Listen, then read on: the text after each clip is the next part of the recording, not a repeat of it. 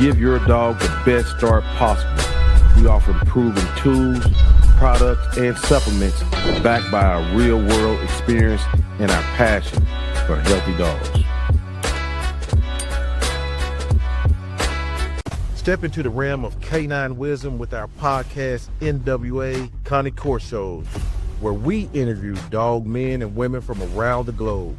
Discover their talents and insights on breeding, training, nutrition, and the rich history of dogs. Tune in to the most underrated yet influential dog podcast on social media. Your journey into the dog world starts here. We back. What's going on, y'all? Welcome back to the show, NWA Connie Court Shows, where we talk everything dogs. We've been doing it for about 2 years. One of the most underrated channels, all breed channels ever. And we're growing day by day. I appreciate everybody. This is real. This is the real deal. Real people on the ground. I don't necessarily try to go for the big dogs, but they even they come too. So I'm so glad everybody's made it back. This is going to be a great show. The subject tonight's going to be controversial, but it's okay. Y'all come in here, put your opinions in the chat. Let's keep it respectful as men and women, and we're just going to do it like that. But tonight, I have gathered between these three men, Terry Cornish, Schoolboy, and Lamont, who will be here later, over 100 years of experience in dogs on one stage. Over 100 years. So don't call me Joe no more. Call me Mr. Make It Happen. Don't call me NWA no more. Call me Won't He Do It? Let me get some shouts out, all right? So Russell Rottweiler Ranch, DK9. These people are loyal to the soil, always here. Bakari, Jimmy Machado, Burrs, American Bulldog. What's up, brother? Milligan. What's up, Whitney? Vic, Ween, all the family is entering in. Y'all, come on. Page House Rottweilers is in the house. Let's go. Also, like the video. We small. Share the video. We need that. And also support the channel. You can become a member, $4 a month, $4.99, something like that. That just helps us. You know, we're not a huge channel, so it costs money when we putting out them edited videos and things like that.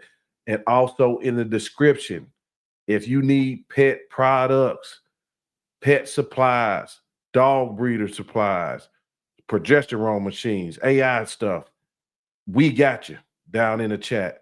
Go on to eternalanimal.com, right in my chat, and surf it, man. Surf it. Eternal Animal is coming, and we partner with them. Schoolboy is in the house, ladies and gentlemen. What's going on, sir? Everything going good. Thanks for having me on again. Salute to the panel and to everybody watching. Salute to the chat. And Yes, for sir. those, even those that don't watch it live and you guys catch it later, we appreciate it. Yes, sir. Watch the replay. For sure. Uncle Terry Cornish is in the house. What's happening, sir? Salute. How you brothers doing? We are very well. I am very well. Doing good, Terry. Good. I'd like to tell the audience thank you for chiming in. It's always a pleasure to be able to speak and give my experience. It's also a pleasure to be able to talk offline to some of the people I never thought I would ever meet or knew, and answer some of them questions. So I appreciate the support. I appreciate the hunger for the knowledge of all aspects of many different breeds. You can't move forward without knowledge, and the term gatekeeper means to keep folks out. But I believe the people that Joe's bringing on the show are guardians of the breed. They're protecting the breed. They're protecting the essence of the breeds. And that's, I think, is a lot more important than being called a gatekeeper. So I'm glad to be a part of this. All right. Thank you so much. And like I said, Rello Lamont of La Potenza, he will be in shortly, and he'll be popping up and chopping it up with us tonight. It's a big topic, man. Big brand breeders versus true dog men and the regions that run dog culture in the US of A. Um, so the last few weeks, it's been a lot of talking, a lot of controversy on prices, things like that, motives, mentorship. It's been a bunch of talking on it, but now we have social media, and I think we see that there is a very corporate side coming into dogs, um, which is probably always been corporate, but I'm talking about men with different skills entering into dogs from Fortune 500 dogs. I mean, from Fortune 500 companies that have skills of master marketers, master camera work, master all this. And uh, I know people have been telling me they've been getting approached by people with marketing and mentorship. Some even ranging for 5K a year.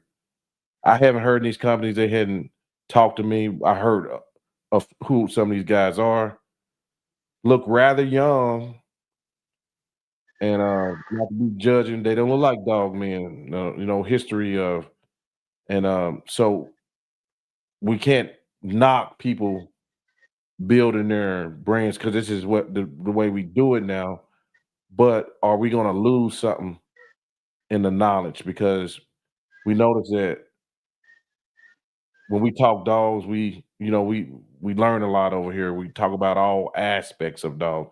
A lot of stuff that's being talked now wasn't taught until they heard over here. Now they talking about temperament. Now they talking about different things. Um, and we wonder, is this going to be beneficial to the dogs because we having people rise up so fast, popularity wise, and then quit to mentor new into dogs, right? Pretty much new. When I say new, I mean 10 years and down. Uh, Dog breeding is a journey to me, and you learn so much. But Terry, let me let you start out on your thoughts on the corporatism or corporate world coming in to dog in the last couple years. Um, First of all, I think you have to understand what a brand name is. A brand name is a product, whether it be a tennis shoe like Air Jordan, um, a computer base like Apple computers or Hewlett Packard. These people developed a style, a look. Um, they worked hard at putting that brand together. In Right. the dog world, um, there are kennels and different breeds. And these people, during their journey, became well known for establishing a type. Um, Along with when you say type, you're talking about not just the look, but the working ability within the protection breed. Um, Von Haas New Brand is a brand name that is well known. Wild and Weston is a brand name. Von Evening Rottweilers here in America is a brand name. Bob Bellinisi of Von Wegman Rottweilers is a brand name. Um, so when you speak about brand names, you have a lot of people that do takeoffs from that. Um, I've heard people maybe 15, 20 years ago, maybe even longer than that, say things like when people were getting into the business or thinking about getting into the business, all you have to do is get a dog from Von Hasenhuttl and your puppies are going to sell. They're not selling based on the knowledge that you have. They're selling on the name of the dog, the brand name dog that you purchased. Um, so that's one of the things I think we have to establish first. When you start talking about the corporate portion of it, is that means that people have seen that there's a way to make some decent money in this, and they have the money to cut all corners. Meaning, they can go to a brand name and buy their best quality dogs and bring those dogs to America, or start those their kennels from dogs here in America, and pretty much sell their puppies off the work and the building of that brand name. Another kennel that's doing it, that is doing it in a manner that's causing really a disruption in our breed, is Timothy. He's a brand name. And whether you like it or not, he's established a type, which is why he has a brand name and why he gets so much bad reps, because people are taking advantage of that because it sells. And that's a part of this business that I think that down the road, if not already in our breed, that has hurt it significantly. When you're breeding, you can only pass. You can't step over any steps. You have to go through experience. You got to go through the training. You have to have experience. You have to not just have book knowledge. A lot of people talk about line breeding, how bad it is. And then you turn around, and they've got all these Rottweiler books, and every single one, from Catherine Thompson's book to Dorothea Grunewald, they speak about how they started the breed, and they are continuing their programs with line breeding. People lack knowledge when they come into this game, the money. And our breed, and most of the protection dog breeds, is dangerous to the breed and to the people who they're selling puppies to. Yeah. So would you say that, being that they bringing in these large sums of money and you see them rise quickly to the top, elbow to elbow with some of the top people, whether it be in show and even media, you'll see Yeah. them in big media, big YouTube channels, Facebook, um, rather early, and Only never. because they have Yeah, the ability to market well. right. Yeah, that's why they're able to move so fast, right? Where you may have somebody that's willing to just be a smaller kennel that doesn't care and does have buyers of their puppies, but doesn't care. The next person, when you're spending, and truthfully, it's being done. When you're spending over $50,000 for a stud dog to come into this country, Hmm. spending 35,000 and up for a female to come into this country, that's a lot of money to put into it. And your investment that you're putting into it, you must get back and make a profit. So you go to as many social media outlets, website, fancy website designers.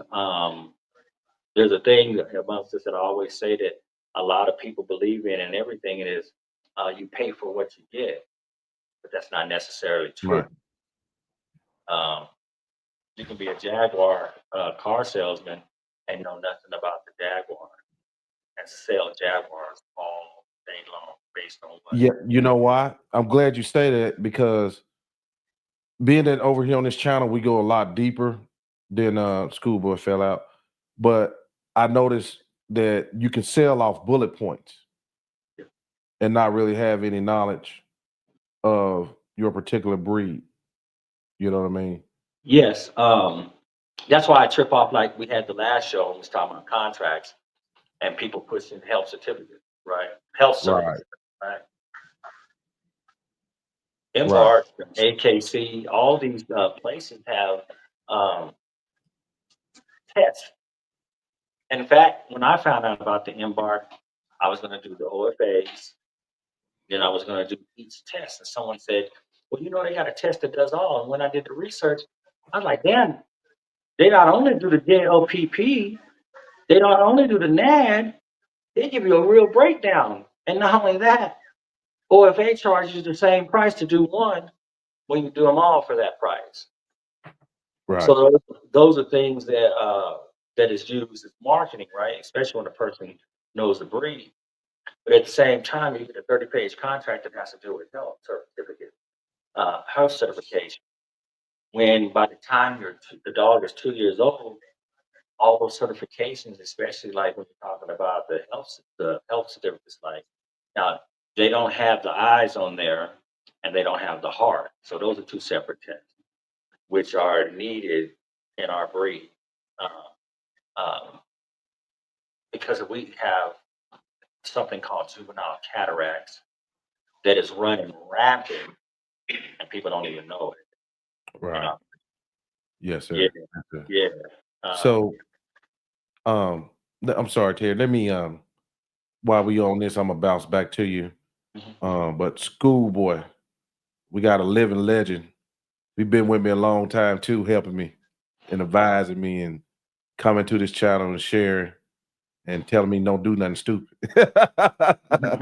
So that's why I think I want to run a pretty good show because I got dudes like these on me.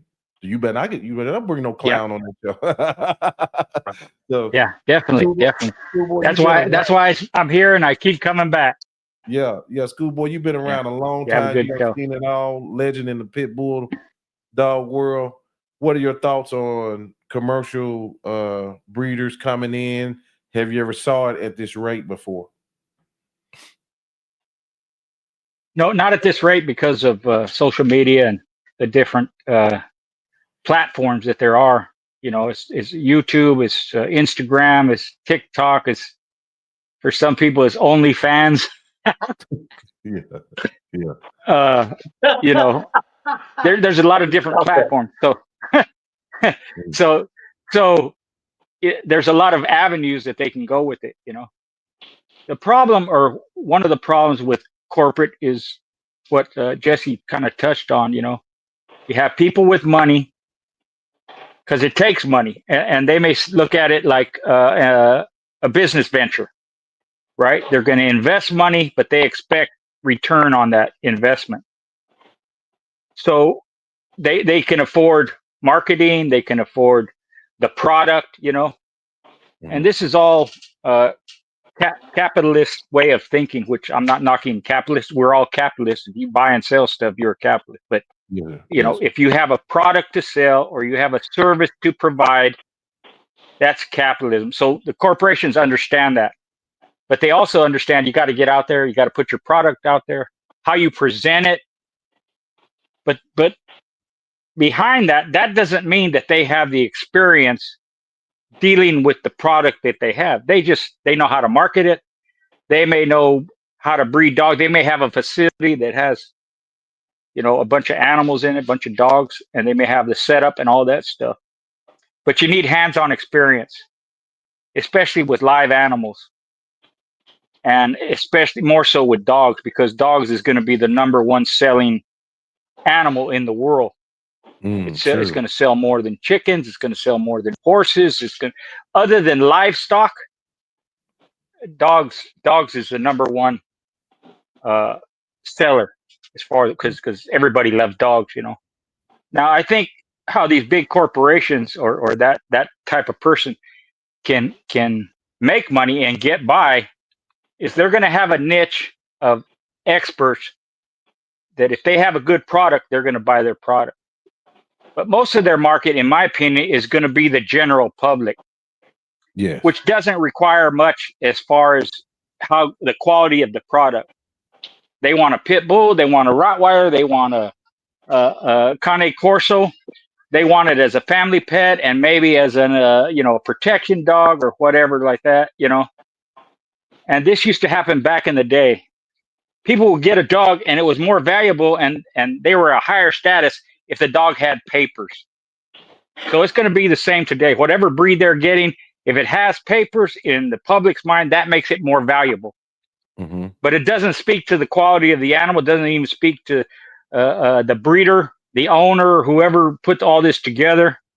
Because most of to use, you know, not to insult people, but most of the public is ignorant to the different breeds of dogs, right? They look at dogs and they go, well, I like a German Shepherd. I like a Rottweiler. You know, I like this or that. Little terrier, whatever they like. They want a dog for a family pet. I'm guessing that if you have a large number of individuals that you're selling, breeding, and selling, that a majority of them are going to go just to the general public, and they're not going to be expected to be trained or disciplined or anything like that. You're going to sell a lot of puppies, you know. Yeah. But within that, you know, you don't have a lot of hands-on. You don't have a lot of training. You don't. You know, what product are you putting out there? Why are you charging that much money? Whether it's $3 grand, $4 grand, $5 grand, whatever it is for a puppy. What makes it worth that much? Is it the breed of dog? Is a Cane Corso worth more than a Rottweiler? Or is a Pit Bull worth less than a German Shepherd? Whatever it is, right? Those are the questions I would ask if I was a consumer, because I do that in everyday life. Right. Why are you charging that? What's it worth? Where does it come from? What experience do you have? How long have you owned dogs? How long have you been breeding dogs? Do you have your own family of dogs? What do you do with them? What is their temperament and behavior like? 100 freaking questions, because I've been around so long and I know a few things. So most people won't ask those questions. Yes, sir. I got this one. So bypassing the climb. We got brother John Mills, who frequents this show a lot. I just replayed a show with him and has of Shield K9. He says he calls it skipping steps. And most of the time when you see it, they buy a bunch of dogs, not breed up. They buy up, like Schoolboy was saying. Terry, could you expound on that? That is what you actually are seeing today. In the pit bull world, Pujo, Diablo, Carver, these are lines that were built on. When you got one, if you were lucky enough to get one, you built on that dog and they trusted you to build and you got your knowledge. And a lot of the time, 95, 98% of the time, you went back to the breeders, breed to their dogs, to keep it lines going and going and going. What I've noticed in the Rottweiler world, because the marketing is done to its heights with, for example, the Seeger shows, okay? And the equivalent of that in the AKC world would be a specials dog, which is a dog that can walk in the ring at any time and not just win breeds, have an opportunity at the best of the show. What's the same show thing as the Seeger show world? And what's happening is because the people in America don't want to do the work. They may even get their first dog may be a top dog, and they had the money or they had the resources to follow the steps in which they've seen happening, but didn't truly understand the process. Most of the breeders here would base their business on that by going, and that's how the other countries actually breed their dogs. For example, I'll use Serbia. Germany is always, it's a systematic thing. You buy your puppy because you do that based on your pedigree. You do that based on the things that you know, right? Then you build the puppy. Part of that process of building that puppy is get that puppy prepared for not just work, but show. You have junior championships and things of that nature.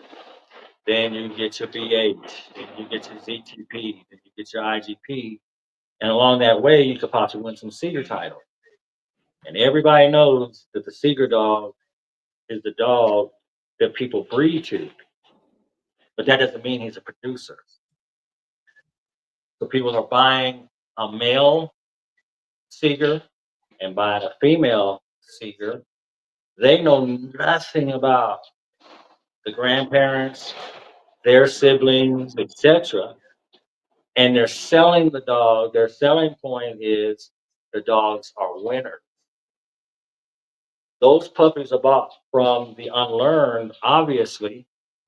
And the reason I say that is because they rush to buy those dogs. They don't even know because they didn't get any knowledge about who the dogs were, other than the fact of a list of he was B1 at this show, he was secret at this show, he was secret at that show.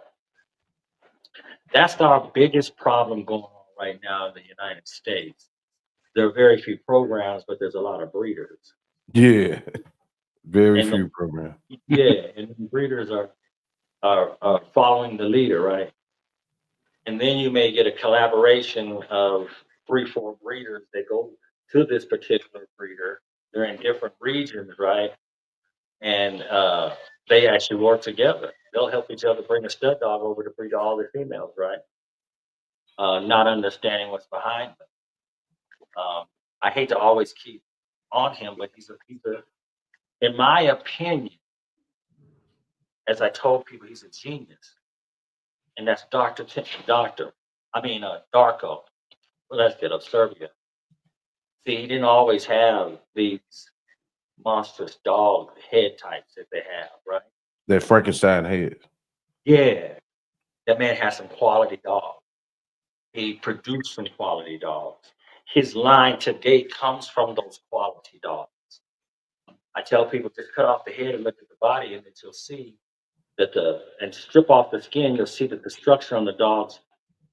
Not many can do that, and they're breeding supposedly correctly. But he had an agenda further he come forward, and along the way he's created a brand name. So you'll have several different kennels here who go out, they get stuff from his line. When they start to breed those dogs, those faults and issues start coming up. He knew how to breed around it, no different than a person that's breeding correctly. He understood what to give away and keep. The people that are buying them based on the money that they got. And this business venture don't know. And what winds up happening comes back to them. And it destroys their branding that they're trying to create. Right. And Terry and Schoolboy, let me be clear. I'm not in no way hating on guys who've made a rise on at the top of social media. It's guys start 20. There's been plenty of guys on this show that jumped on YouTube when it first started, from trainers, Gus Artilles, Vanguard, Canine, a lot of guys, Judd Mims, just been on there a long time and things like that. And but you know, due to the light of certain situations, the last 3 weeks, you told me on the phone, you said you and Gerald are causing a lot of conversations. You know, so but this is the thing I see too that I saw recently. A guy that's a pretty massive breeder. I don't mean it in a negative way, but he's a influential breeder. And when we see that image, we be like, damn, I'm gonna get a dog from him. We don't think about the pedigrees, the temperament structure. We're not educated at that point, but we say, that's who I want to be. Because I see him and he making that money, he do this, right? Yes, sir. Then you get a dog from him and all that. And once you become educated, you resent this brand guy. I call him a brand guy, but he worked his way to the top. But now you resent him once you get educated. Then we in the public, when we see breeders go after other breeders and make it look like it's a consumer issue, when it's not. It's the breeders mad at another breeder. For whatever reason. That's natural. That's natural because it's a competition. People want to be on top. They want to sell their product more so than the other product. So they start attacking each other, right?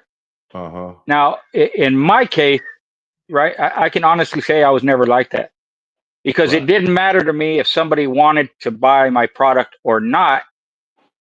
What mattered to me is the quality of the product that I'm putting out. So if you do it that way, what I've done, others have done. I have a protege that's done the same thing. When you do it that way, people knock down your doors for your product because you have a good product, you have a good reputation, it's consistent, people like it, so they want to buy it. So it didn't matter what somebody said about me or my dogs or the competition. I wasn't doing it for the competition. I'm doing it because I love the breed. I love dogs. I was raised with dogs. And I want the dog is a reflection of me. So what I'm putting out comes back to me. It's a good product. People are going to say, Schoolboy got some badass dogs. If not, that's my fault. It falls on me. I'm doing something wrong. But that competition, that's just normal. You do that in every industry, because people want to be at the top and they want to make as much money as they can. And I'll say this: there's enough money for everybody. You don't have to fight over money. If you have a good product, you're going to make money. Yeah. It's that simple.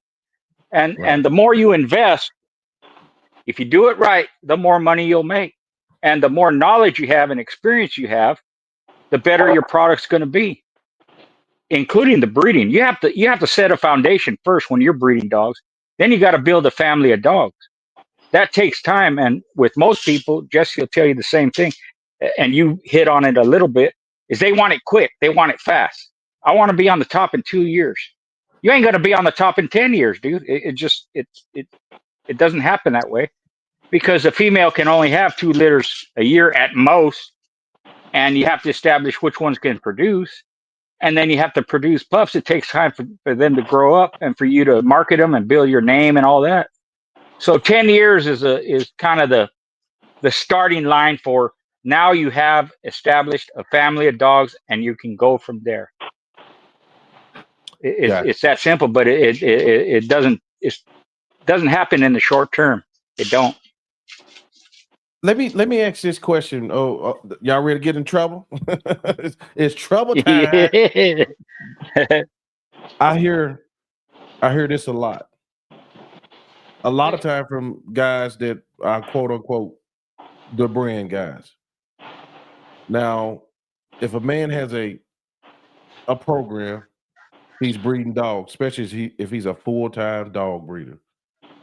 Your brand guys always put a limitation on how many litters a good breeder should have per year. And usually that number is 3 or 4. A good breeder won't have no more than 3 or 4 litters a year. But with the brand guys, they can have 3 or 4 litters with their dogs priced at $6,000, $5,000 and up. Is that fair? That they can use their medias to say how many times a person can do it. Wow. Honestly, Joe, I would love to see their books. Right. Are they selling all them dogs? And if they are, to who? And that's why I say maybe the general public will buy them. Maybe you get into the entertainment business and they'll buy them, or people that have money, or maybe people, outside the U.S., maybe like that. That's a lot of dogs. And if you don't sell them, you got to keep them, or you have to put them down. Well, it's one of the two, because it becomes costly. Well, Schoolboy, I don't know this for a fact, but I think that it's still high level marketing. I think they putting people on payment plans a year or 2 out. Well, and then they say, layaway. Layaway. Then they say, well, I breed all my dogs are sold when I got them. Just because you put them on a plan. You know what I mean? I think that's what's going on. I think that's what we're starting to discover. But even then, it's more marketing. When I come out, all mine sold.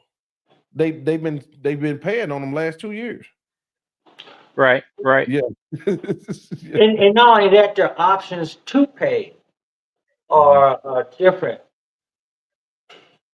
Credit card, payment plans, bank loans. Literally, I know that sounds funny to go get a bank loan for a dog, right? But when you think that you can make a quick buck, or you can make a decent income off of supplementing off dogs, and you get to talking to folks and looking around and seeing their facilities, seeing the foods that they feed, how they feed, how they train. Um, they don't typically want to get into it, so to speak, half-ass. You understand what I mean by that? Mhm. Appearance is everything, right? Yeah. And it spoke about, oh, he's look at his kennels. May have to be kennels sitting on a brick slab with covering, right? Right. The person that's got the $50,000 kennel, let me tell you, explain this like this, right? And I'm going to use hamburgers again, right? McDonald's has been around for everybody, everywhere, right? Their slogan was a damn clown, Ronald McDonald, right? Mhm. As companies come in, they had to find their own niche, their own model, their own mantra.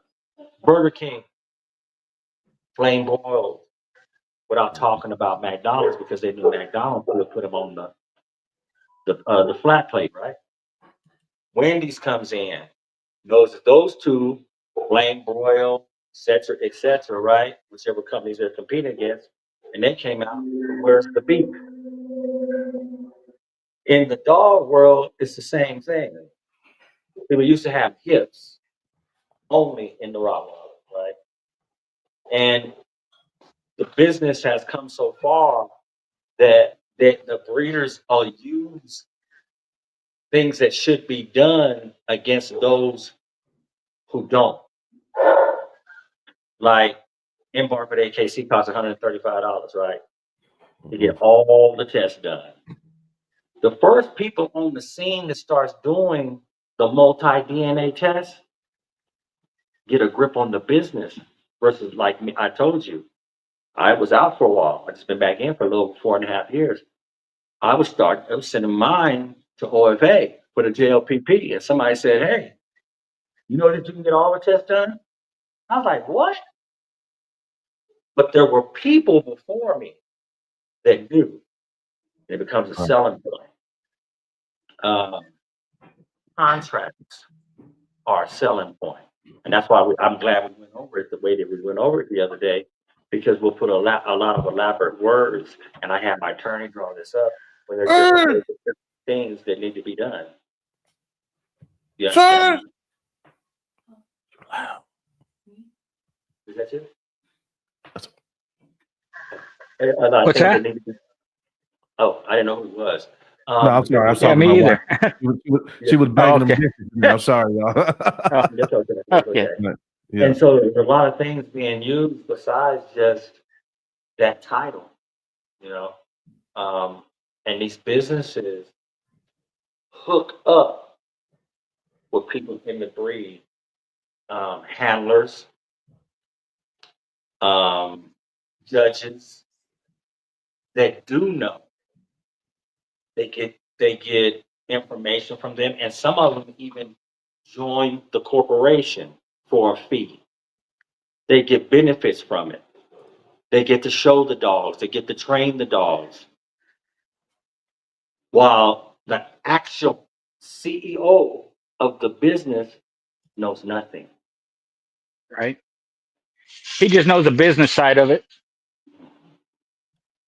Yep, know the business side and fronting the investment, depending Yep. on depending on who you have that is working for you, will dictate the amount of money that you make. Right.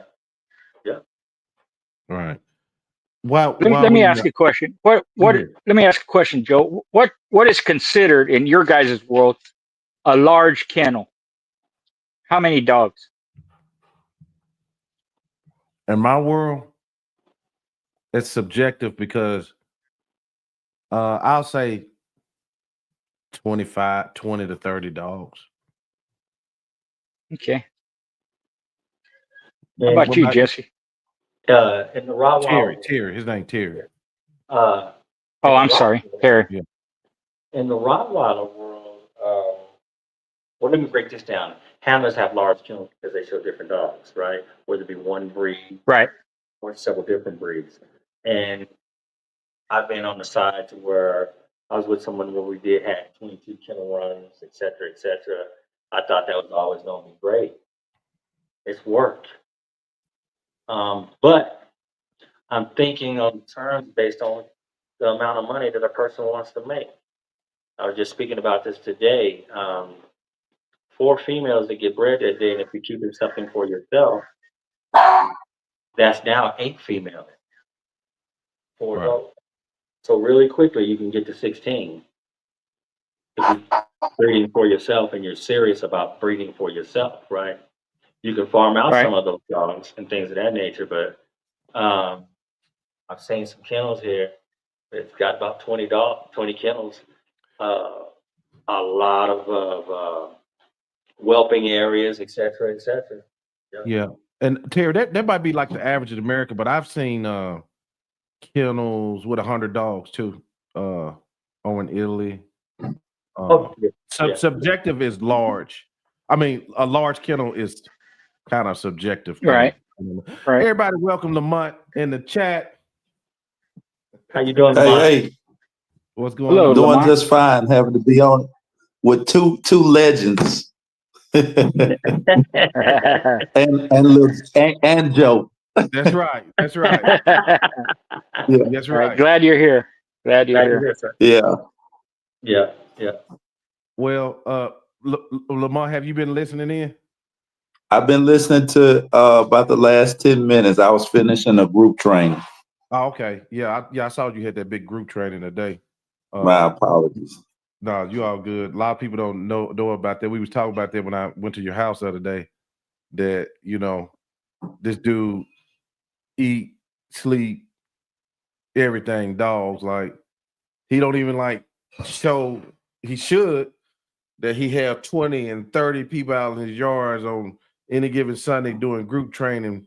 And I know I've done pulled up and they done had food and everything, and it is just stuff he Nice. does in the community, man. Yeah. Yeah. So a lot of people don't know about that. But You know, anyway, man, go ahead. No, I was gonna say some of us, we don't live by the likes and the clicks, and we just try to do what we can. Okay, so let me get you up to speed. We was talking about at the onset of the show, the basic of the show, the basis of the show is corporate guys moving into dog breeds, high level marketing, cameras, whoop this and that. Have you noticed a lot of that since you've been in? Especially the last probably 5 to 10 years. Yes. Okay. Absolutely. Right. And it's just like so many other things people tapped into, and they realized this is a multi-billion-dollar industry, and they want a piece of it. And it's not because of the love of the dog; it's the love of the dollar. Mm-hmm. So absolutely. Whereas I can just speak for myself. I know I'm on here with 2 young guys. So they probably not. They probably not in tune with the old ways. That we did our work in the dirt, and it wasn't time for a camera or or pictures or those kind of things. If we did happen to get a picture of us, it was somebody else that took it. It wasn't something that we scheduled for ourselves. And you said something a minute ago, and I think you've been fussing at me for years. You say, you need to show it. You need to show it. You need to show it. Mm-hmm. And I'm like, nah, I'm cool. Let me do my work. And it's not that I don't want to show it. It's that if somebody hired me to train, they hire me to train. They're not hiring me to be a videographer or a photographer. If they're buying a puppy from me, they are paying me to give the attention to detail to their puppy, in my program. So I guess I fall a little short sometimes, speaking of myself, of maybe showing the ins and outs, the day-to-day activity, because what's important to me is what I produce and what I send home and what You know, they can take the pictures and the videos of what they got when they get there. But for me, it's a little more important still that the work is done, I guess, behind the scenes versus trying to get the likes during the process. Right. But to answer your question, absolutely. The mega side of the dog industry now is here. And I don't think it's going anywhere anytime soon because it works. You know, a person become a successful breeder by a YouTube channel. If you take 5 years ago, everybody was hollering health testing, health testing, health testing. Most of those people weren't people who were truly breeding for a long time. They were regurgitating what people had told them to do. And I've seen a lot of them, especially since COVID, disappear. Because what happened was they had a year or two to look at what they produced. And they were getting phone calls about problems, epilepsies, hips, those things, right? So I can help test my dogs when I bought them from somebody, but if I've already used them and I produce something, I don't know what the problems are going to be until years to come. So a lot of them I've seen, and I know 3, they were considered top breeders. Why? I don't know, but they had wonderful web pages. They did shows and they got some success really quick. And then they started being these top breeders.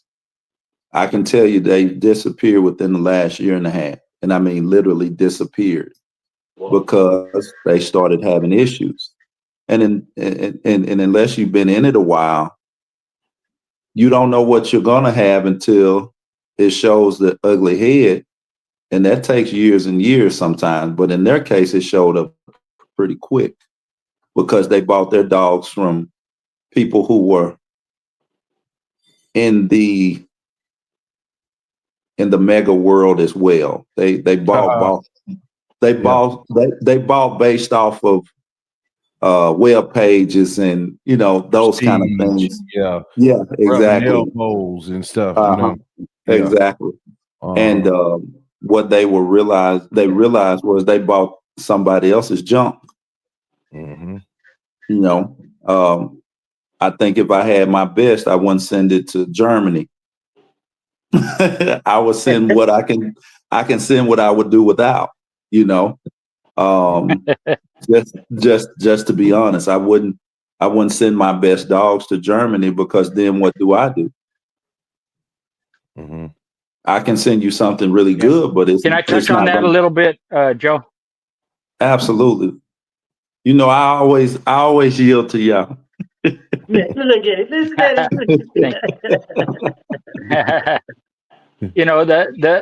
is something that's happening in the pit bull world too, which didn't happen a lot in the past. Is you have health problems, structure problems, temperament, behavior problems, disease, all this stuff, and people wonder where it comes from. Like in their mind, it just popped out of nowhere. Well, it doesn't just pop out of nowhere. A lot of it has to do with bad breeding practices, has to do with nutrition, has to do with not culling. And when I say culling, I mean not breeding dogs that have these problems. But the basis of where those problems come from is when you take a breed of dog or any breed of animal that was bred for an intended purpose and you stop using them for that purpose, that's where the problems kick in. Because you don't see the athleticism, you don't see the temperament behavior under stress, you don't see the strength and endurance and durability, you don't see high immune systems, you don't see the result of the end product. I put this dog through the ringer and he passed, so I can use him for breeding. That's where it stems from, in my opinion anyways. It's a little bit of an educated opinion, But when you see it, when you see all these breeds, that every breed was bred for something. Now they're not being used for that purpose. And like he just said, now you have hip dysplasia and you have, kidney problems. I know pit bulls that were born with only one kidney. Pit bulls that have degenerative heart disease. Pit bulls that are blind. Pit bull this and that. So you see that in other breeds too. And again, that's the basis of it. Now the second part is when you breed dogs or horses or whatever it is, and they have to all look the same. Now you're taking the athleticism and the performance out of it, because they all have to be a certain height, a certain weight, a certain color, like that, and it destroys a breed.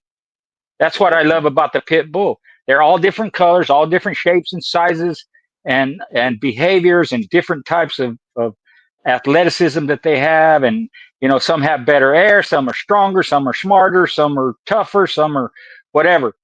And I don't know how anybody else feels about it, but that's where I think all that stems from, is not using the individual for what it was intended. To give you an example of what you're talking about, I have a 16-year-old daughter, and I had 2 litters. And one of the litters, the mother wasn't making milk. So I did tube feeding and some other things. Well, I'm going to share this, and maybe I should, maybe I shouldn't. But the litter wasn't what I needed it to be. They weren't strong, in my opinion. Could I have saved them? Could I have saved them with the tube feeding and so on and so on? Absolutely.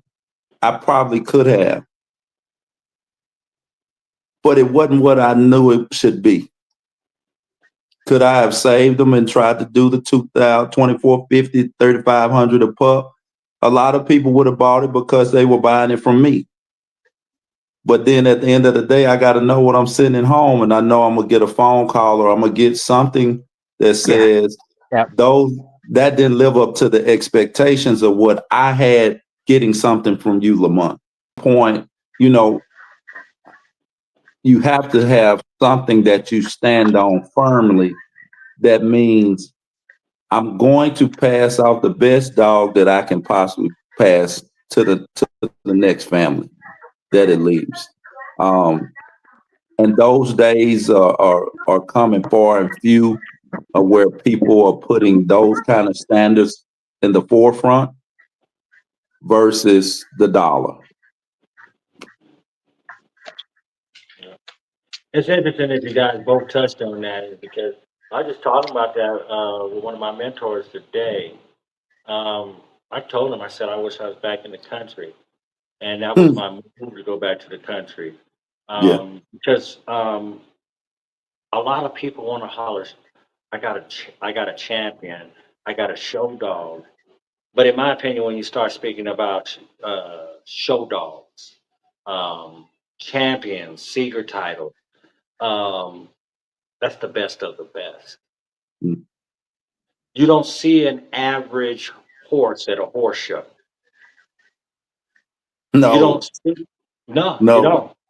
And many other different breeds are the same way, or different animals. You don't see an average dog, an average whatever in the ring participating for shows. And in the breed of the Rottweiler, it's all worked hand in hand. From clubs telling judges, and people are going to dispute it, but I've been in the clubs, I've been in the meetings. They're going to lie, say that's never happened, but it's the truth. You can see it when you go to the show. The judges judge differently here in the United States than they do in Europe. Typically, a lot of these dogs that are here in our breed, whether it was imported from here, wherever, cannot go to the big show and win. Those that are winning, that got dogs that are already over there, that's a different thing. But when you start talking about dogs that are show quality here, In the speaker world, you like to say a V1 dog. I've looked at results, I've been to shows, and to be honest with you, there are a bunch of SG dogs, which means very good. The problem is that the V is looked at as the V, when in all actuality, that very good dog just needs some what? Some tweaking, right? And so the judge, based on what's there that day and what he's been told to do, or should I say, the favors, the under table favors. I'm not saying in AKC I've delivered money, so, but I'm not saying that at the Seeger shows. What I'm saying is there's a lot of politics behind it, to where a dog is promoted over there um, that shouldn't be promoted as a top dog, and when it gets here, the same judges that are familiar with that breed or whatever, they do that. And I'm going to tell you something that is that will piggyback and expound on what I'm saying. When I first got back into this, I was like, "What the hell is B11?" I had never heard of that before. What the hell is B5? There's only 4 placements. B1, B2, B3, B4. The people are using that V, which means excellent, to promote their dog. When in all actuality, I just said a lot of them are SG. That's not to, again, SG is very good, just needs some tweaking. B dogs are V dogs. And those are the ones that should be competing. The people should have the knowledge to know that, and the breeders should have the knowledge to know that, and tell them and move forward in that direction. Hey, Joe, me and James were talking about you a minute ago before I came on. And he said, Joe's done some things for his podcast to grow as quickly as it has. I said, well, I'm going to say this. The reason that I feel it's grown as much as it has is because he's putting real people on there that know real dogs. I said, that's the main thing, is he's putting people on there. He's kind of picking people off the tree that don't truly want to be on a podcast. I can tell you, these 2 guys that's on here now, besides myself, our choice wasn't to wake up this morning and just be excited about being on the podcast. Right. we did it because you asked us to, and we're happy to do it because we know we're helping someone somewhere, right? But having podcasts are good and bad, because you have people that are on them that represent themselves for themselves. They're not necessarily representing for the purpose that you set out for this show, right? Your goal was to set out, put a couple of people on a panel so somebody ultimately could learn something that they didn't know coming on this, logging on to this. Some other shows, like you saying, the big media things, it's a goal to eventually make some kind of money, some kind of somewhere. And the truth isn't always the truth. Sometimes the truth is geared towards a goal for themselves. But I want to commend you and the people that you put on, because a lot of them have a lot of knowledge. Even me doing dogs as long as I have, I learned something on each show. Each show I learned something from someone that I didn't necessarily know. And I just kind of put that in my arsenal. Because I'm the kind, when somebody say something about a dog, I try to use it in some form or another. I use it and I apply it. So even for people like myself that claim that, we claim we've been in dogs a long time, right? I'm still learning something each time that I log on. So just continue, if nothing else, doing your show the way that you started it. And that's based off of truth, realness, and, not necessarily the popularity side of things. Because I know you catch a lot of hell where I know most people don't know the hell that you catch behind the people that you put on. People like Schoolboy, they ain't supposed to be on your podcast because he's a bulldog guy, But me, I'm a bulldog guy. They just don't know it, to the heart, right? So most of us, if you're old enough, then you started in dogs, that bulldog touch you some kind of way, whether you went to a Rottweiler or you went to a Doberman or, something like that, you actually you touched on it some kind of way. But these kind of shows right here, they truly help. And I'm thankful to at least be a part of it, if nothing else. So I can continue to learn as well. And because I'm in the business of teaching, when it comes to training and things of that nature. So nobody wants a dumb teacher. Right.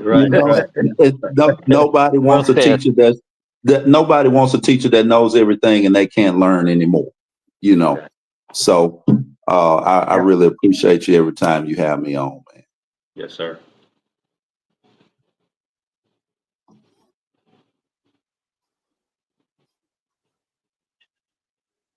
You muted. Are you on mute, Joe?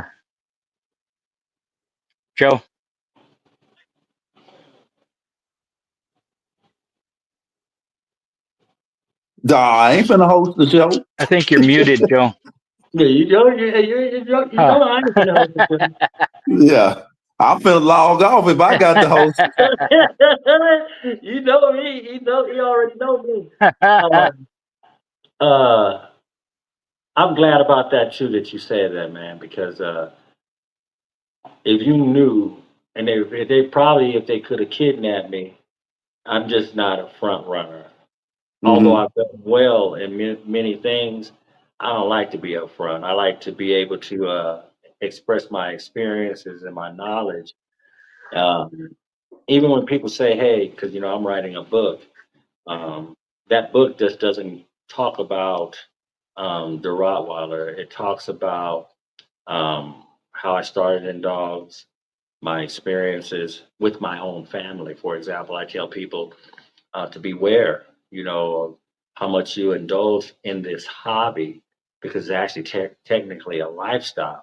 I lost a family, a very beautiful family, one that I was moving and active with. So my book will explain some of the pitfalls, some of the heights that I've had in it, along with me describing that. And that's not the reason that I'm in the back. I try to stay away from the back and stay in the back. It's because you can call me at 3 o'clock in the morning. I'm probably studying a pedigree that I've spoken to people about or I've went over 50 times. I'm looking at a 7th-generation pedigree, and I'm looking at the dogs and seeing how the tree had branches off of it coming forward. It's always even handling. Um, I've told some people when they ask me, I said, get a mirror, stack your dog in front of that mirror, and you'll learn a lot. I'm one of those that want to be a perfectionist, and you can't do that if you ain't working. But so many don't know what it means to stack. Yeah, so many don't know what it means to stack. Mm-hmm. Yes, sir. Yes, sir. Yeah. Can you hear me? It's a way of presenting your dog. Can you hear me? Yeah, we can hear you, Joe. Okay, damn, my mic was out there damn long. Shit. Yeah, we can hear you. Y'all. Yeah. All right. Well, hey, but before you go, I want to tell Lamont, thank you for saying all the things he did when I started out. Lamont, it's like the talk was totally different online. What I hear from you, it is totally different. School, y'all know it too. Wasn't nobody talking like we talking like. You said something about colon litter. Somebody say, "Oh," but you don't want to put a bad product out there. And you've been around long enough not to do that. But I appreciate everybody who's been participating in this because there's nothing like it. And there's a lot of stuff I don't do because I got people like y'all, Javier, Doug. They won't let me do no clown shit. You know what I mean? They're not gonna let me do it. You can't buy dogs from Polina, Simic, Tony, Lamont. You can't get mentored by Lamont, Terry, Schoolboy, Daniel Nash, and I come on here and do some clown for some food shit. They just won't allow it.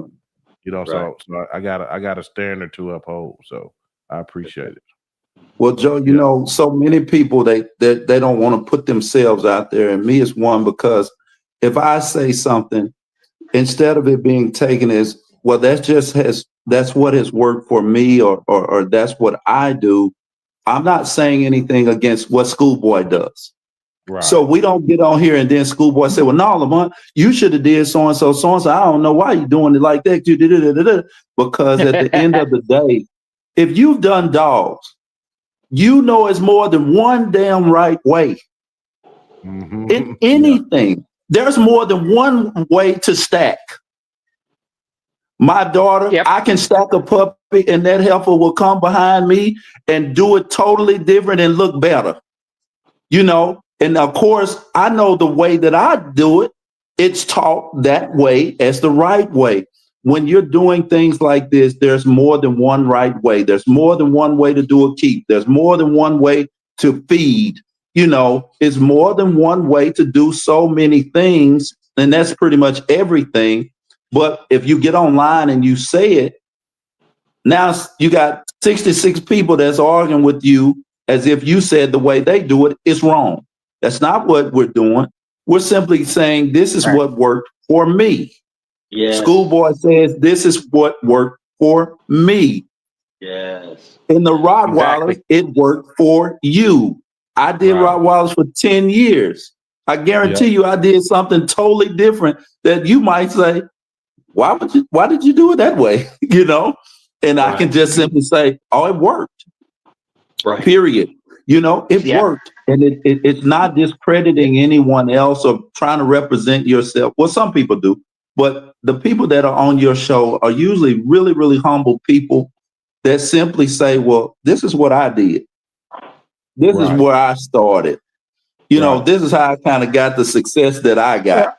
It's not and people have a problem with whatever, like you just said, but in some people's mind, they still be like, well, I did it this way. We just told you this is the way he did it. Not he. Some people still, it's still registered in their head like that. But they're not bold enough to come over here and say it because we laid the groundwork. If you don't come over here and just be respectful as a man or woman, take your unknown ass up out of here before we treat you like back in the day, we beat you up and then throw you out the club. Yeah. You know what I mean? So that's kind of the ground rules over here. You know what I mean? You know what? You know what happens, Joe, is when you have people that get together and they have knowledge and experience, you know, for the most part, not always, but for the most part, you don't have a lot of arguing. You don't have a lot of pointing fingers and disagreeing and all that. We want to hear the other person's opinion, his experience, what he did, his work, all that stuff. Because like he said earlier, maybe we can learn something from them. Right. And you know BS when you know BS when you hear it.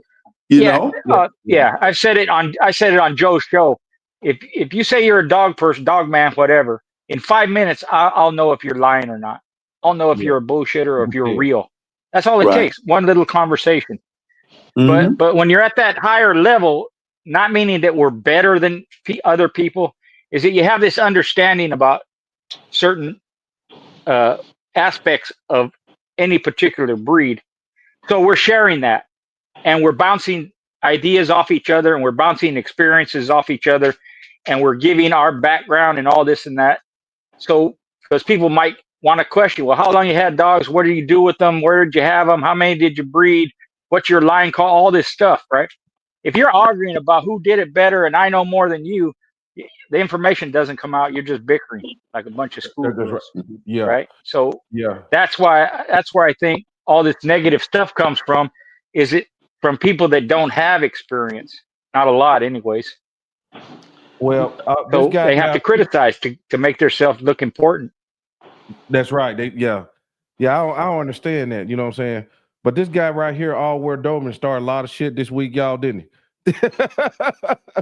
So he the one got to talk. He had some rocky talk. he got the prices.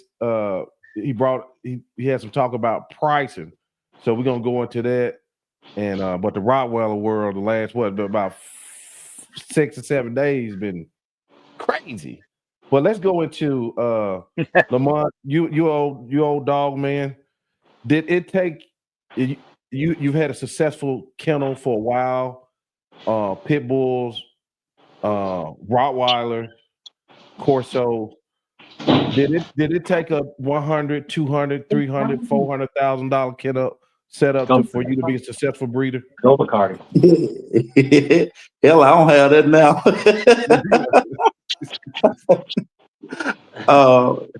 Man. Hey, we started out with a couple of tie axles and some chains. we didn't start out with no 2,000 boy. Anyway, my setup now is decent. I've had it, and the reason I say it's decent is lasted me almost 19 years without me having to come in and do a bunch of remodeling and laying new things. My setup is simple. At the base of all my kennels, I do railroad ties so they can't dig out. It's a deterrent from them digging. They 6 foot. My kennels are 16 by 16s. Nothing fancy. I use pea gravel as a base. Take nothing against people who use concrete, but I live in Texas. If it's 100 degrees, it's 120 on that concrete possibly. It just depends on where you're sitting. My kennel sits under probably 30 or 40 trees. So if it's 90 degrees temperature, it's probably 75 under the trees. My base, I use igloo dog houses. My nursery is set up. It's heated, air conditioned, air purifying system. It's nothing fancy. It's definitely not $100,000 setup. I put my hands in the dirt every day though, and I try to make sure what my dogs are what they're supposed to be. And I put more attention in that than necessarily the setup. People who take the time, the money to invest and have a great setup, I commend them. When I started, I didn't have the finances to do that. You know what I mean? And it was never my goal to have a $200,000 state-of-the-art kennel setup. It just wasn't my need or my want. Other people who do it, hey, I commend them. That's just like a person that wants to drive a Bugatti. Hey, if that's what you want and you want to pay for it, hey, my hat's off to you. Enjoy it your way. But I don't think the setup necessarily, because it costs an arm and a leg, makes you a better breeder.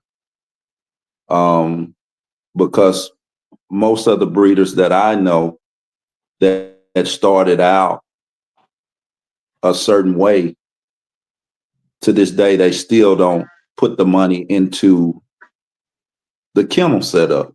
They make sure that it's what it needs to be. It's presentable. It's nice. It's aesthetically pleasing. But what's most important is what's in that kennel versus what the kennel looks like. I got some people that I've been dealing with for years. I've trained for them. They have a $150,000 kennel and they don't breed anymore. What that tell you? Boy. And that's been, watch this. That's been 4 years ago that they set this up. 4 years ago. 140 some odd $1,000 that they put into the kennel, and they're not breeders anymore. That's just the truth. And I'm not making it up to sound good. So I've seen it over and beyond and plus some. But when I was in Rottweilers, a guy, I can't call his name, but he invited me to California. He had $1 million setup. He invited me to California to see his dogs we met at a Seeger show, and he offered to sell me one of his males that he had imported for 160 grand. And I told him, man, he better do more than dog shows. What his credit score look like? Because he got to do more than that for me. and Joe, this was the same guy, and I don't know, y'all might know him. I it's been years ago, and when I say years ago, I mean this was early, 2008, 2007, somewhere up in there. I met him at a show and I beat him, and he was absolutely livid. He was livid, you hear me? Because he had spent top dollar. Well, he told me I could come out and visit his kennel in California, but I had to give him a $2,500 non-refundable deposit. That's what he charged people to come. Damn. And his puppy started 10,000. Wait, hold on. I don't mean to interrupt you. Did you say just a tour, basically? He told me any man that set foot in his kennel, and I thought maybe it was just me. I thought maybe I had rubbed him the wrong way because I beat him. Okay, because my thing is this. If we in a competition now and I mash the gas on you, I'm gonna be really gentleman-like, but I'm gonna talk a little noise, right? I'm gonna swallow spit and talk shit, right? So, it's all in fun and game. I'm not gonna be disrespectful. So when I did beat him, I told him if I beat him with his $800,000 dog, I definitely didn't need the 160. Right. So I think, but I had a couple of other people reach out to him. He probably got a. I was gonna say he probably has a coin machine on his bathroom. You got to put $1 in, like, to use his bathroom. A quarter to use his phone. So charge for everything. So what we did was, I had a couple other people to call and I'm like, man, there's no way he charged this to come out to his place. And he charged anywhere between $2,500 and $3,500 to come. And the reason he did that was if you were going to give him $2,500, you weren't going to lose it. So more than likely you was going to buy a puppy. Right. So his puppies were 10 grand. That's what he started at, was 10 grand. But, I didn't know if it was just California and that's what, the going price was or what the expectations were. But he clearly, that's what he did. And y'all, when I say this was 2007, 2008, that's what he was charging just to come and view his facility. But he said he had over, and it was beautiful. But, I lost track of him because shortly after that, I stopped doing Rottweilers and just really focused on my Corsos. But I know he was in California somewhere by Sacramento, somewhere up in there. Wow. Let's get into pricing. Gerald is in here, All World Doberman. Shout out All World Doberman. And he had the show where a young cat pays $6,500, and so we had a lot of talk on about pricing, and some guys in the comments was like, "Well, you can't find a good dog for $2,500, $3,000," and a bunch of people had a freaking problem with that. You know what I mean?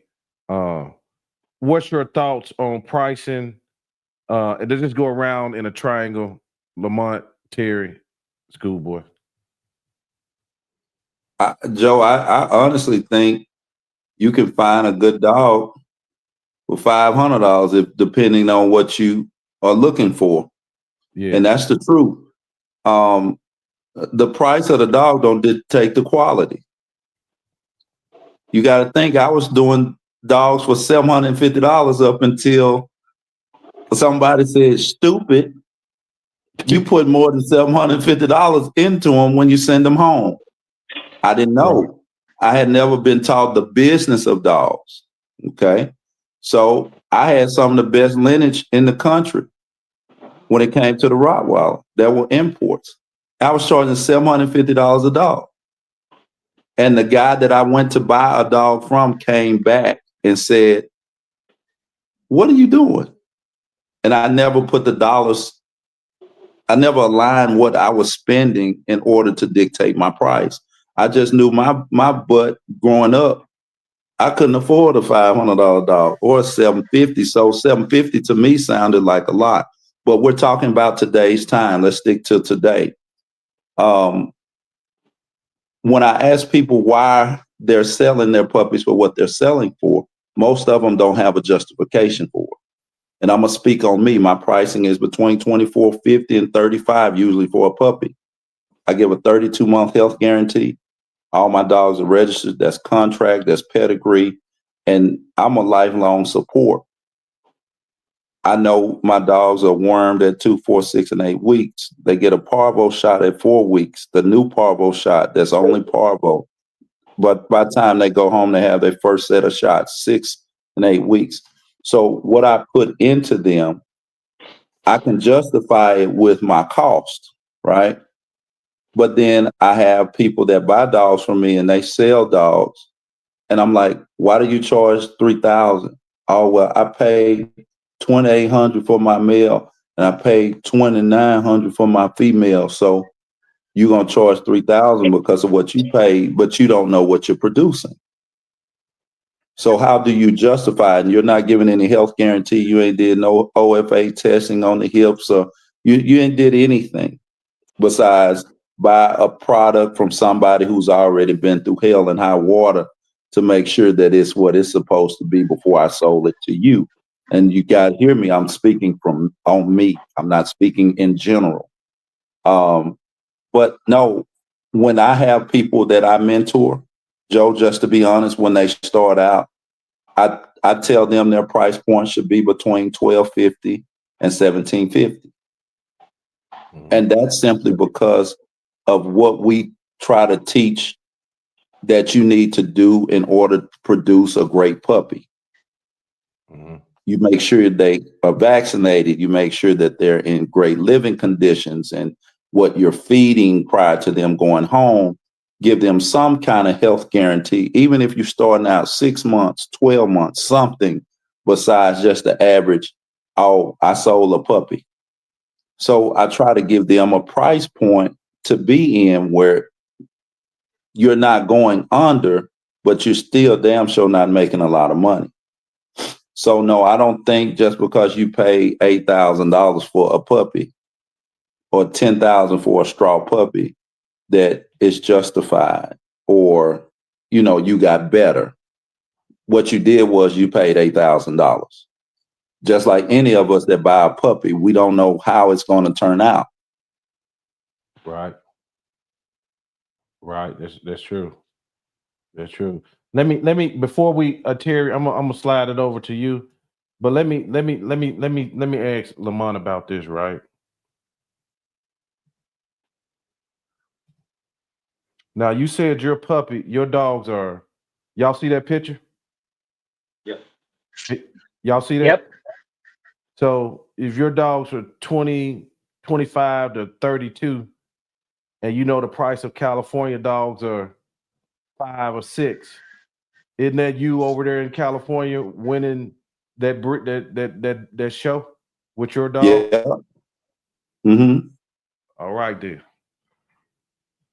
Okay. And I don't think, location shouldn't dictate necessarily the pricing. I think that just gives an excuse for me to charge you more. I'm in California, so I'm gonna charge you $4,500 versus $25. Nah, you still ain't getting no more because I charge you the other $2,000. Right. Terry, let's pass it to you. This is difficult for me because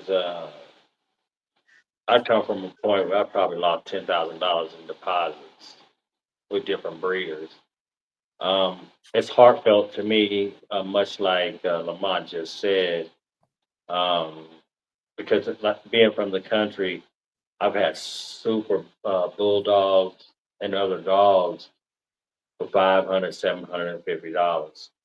Um, I believe that a breeder has a responsibility to do some things anyway, like health certificate certifications, hips, elbow, um, things like going to shows, things like finishing up your titles and the IGP work. I get the part, but what I don't get is today's um, seeing our breed, the ZTP and the IGP, or back then it was Stilton, wasn't done for competition. It was a breeding apparatus that helped us breed better, or helped the breeders breed better. They could see more into the dog's trackability. They could see more how willing the dog is in obedience, and control. Protection was controlled obedience, which allowed you to see more things about his character and temperament. And the documentation helped you be a better breeder, not a better competitor. Um, Not that you didn't have those that competed at a high level once they got certain dogs, but it was more used as a breeding apparatus. What I see here in the United States is, and it's a shame because it's based on two different categories within the Rottweiler world, and that is a working dog, working pedigree, or show lines, show pedigree, which for me is foreign. It's You're talking alien to me, because the breed itself, the beauty is the way that the dog is built to perform the function, the duties that it was bred for. So what winds up happening is, since you have this separation, these people that emphasize on working get to charge, or they're charging more money based on the fact that they work the dogs, knowing that the show people don't work their dogs, and vice versa. You have show people who have beautiful dogs who get to emphasize in their selling points that you can look at a working dog and he doesn't look or meet the standards of a top quality show dog, when in all actuality it's one and the same. Um, that in itself tells you a little bit about the market. Um, and like you, Lamont, um, I know that my dogs now, today, have some of the best pedigrees in this country. But in here, I don't care if I had everything that I wanted, and I just don't feel morally right and charging the $5,000 or $6,000 based on me having to pay for an electric bill because I didn't ask them. The buyer didn't ask you to get a big fancy kennel. He didn't ask you to feed this brand food or dogs. All he asked, the simple pet owner asks, is that you're giving them a healthy dog, and you're guaranteeing that that dog is going to be healthy. The rest of it is shucking and jiving for me. If you're going to go ahead and you're going to do things and you're going to base it on that, um, as Lamont said, a 32-month guarantee on the contract is good. But even now, today, for the Rottweiler world, every breeder can do an embark on every puppy that before they leave there. And in my opinion, you should be doing it if you plan on breeding forward with a program, because a lot of pet owners, once they leave there, you haven't put any guidelines or anything on them. It's a pet, and you don't know what happens to that pet unless it's something that is uh, that comes up and they contact you and you ask about it. Like this particular young man had an eye issue. He didn't know that, right? And he was, and but he was buying for show. But think about the person that's buying for pet. All they care about is a healthy dog that can do the things that they wanted it to do. And so that embark should be done by every breeder the moment that you have the puppies.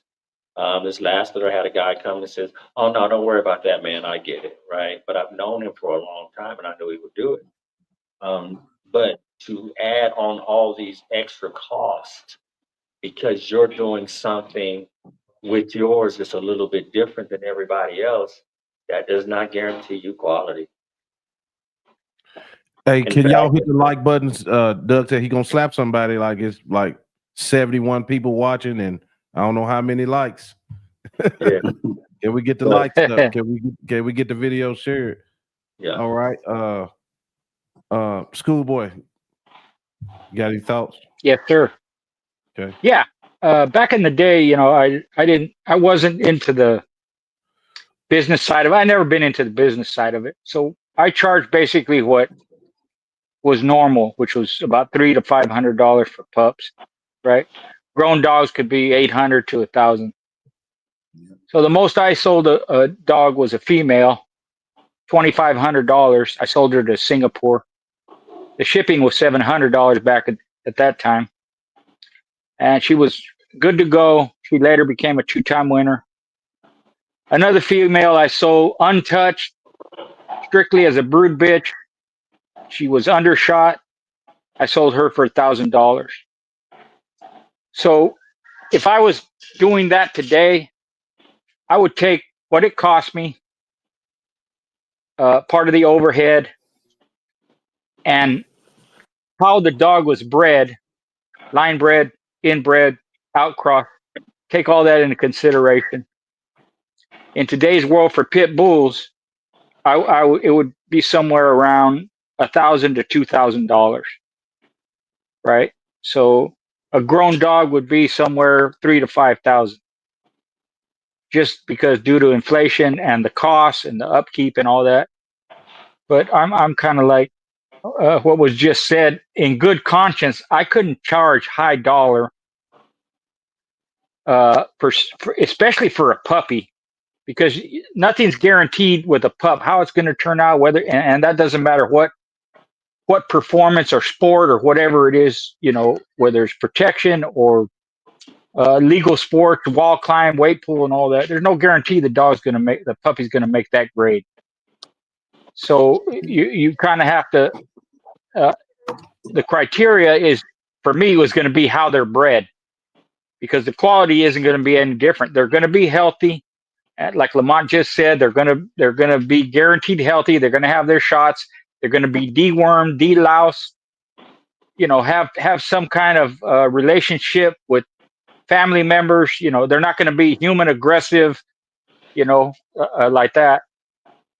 So I don't know how people figure out prices today. And like what was said also, if you're just starting out, you can't charge, no matter how your dog is bred, you can't charge at the high end of the price range, because, you know, I'll say this, a lot of people breed dogs. There's tons of people that breed dogs, but there's very few breeders. Just because you breed dogs don't make you a breeder. That's a whole different niche. But there's a lot of people that breed dogs. So Yes, a breeder sir. that has established a family of dogs and have some kind of record to back it up, of performance or sport or obedience or guard dog or attack, whatever it is, that has value to it. So you can take that into consideration. So and you know, I always say this: it's whatever someone willing to charge and whatever another person is willing to pay for the product. Yeah. If it matters to you that much, you're going to pay whatever they're asking. I never haggle prices. I really don't like that. You know, I don't give deals and stuff like that. And I didn't charge less. I sold grown dogs ready to go back in the day for $300, because I liked the person and they were competitive and they were going to do right by the dog and they took care of their yard and all that stuff. So that mattered to me too. Who's the dog going to? Yeah. Right? If Hey, you're Joe. just selling to the general public as pets, you should have, for pups, you should have one price and that's it. No matter what, that's what they go for. Whether it's $800, $1,000, $500, whatever it is. You know, but if it's a working kennel or someone who's going to do something with them, they're involved in shows, they're involved in legal sports, even like lure course or dock diving or anything like that, then there's more value to the individual that way. Hey, Joe, can I add on? Because Schoolboy definitely can understand this, and Jerry can't. In the bulldog world, still to this day, they don't charge a lot for puppies. They don't. They do not, because it's still in the idea is, what is that dog going to be? I'm not going to pay you for what the possibility it might be. And until I got into the Rottweilers and the Corsos, did I see the price of a puppy, what it is. And I know there's tons of other breeds that, puppies are really expensive. But I'm not saying that everything should be dirt dog cheap, because I know what I put into mine, and I understand the need to charge what you charge. But I think what we're saying is, just because you pay more don't mean that you're getting more. And right. I seen a guy that just commented on, and it tickles me. Somebody said there was no heavy hitters in that California show. Oh, yeah, Man, I ain't no show, man. I ain't in the show world. Yeah, he And don't when know. I You put that dog out the backyard. He wasn't. hey, when I picked the dog up and put him in the show, he was over there upside down with my grandbaby. That's my purpose. That's the point. Was he was with my grandbaby and she was feeding him Skittles. And I was trying to get him away from them Skittles. So those kind of things, man, when you focus on what you produce, the other stuff will come into line the way it's supposed to. But I'll say this. I'm thankful I can pick a dog up from playing with my grandbaby and he get in the show, no matter whether it was heavy hitters or not, and win. Right. Okay. Like let me go. let me get this. There you go. Hey, Gus, if y'all don't know Gus, there's a hell of a dog man there too. Hell of a trainer. Gus, let me say it in front of the world. I don't know. Sometimes I'll get discombobulated. Bro, let's do it. I know you got a certain days you can talk. Let's do a show live this week. Everybody asks Gus whatever.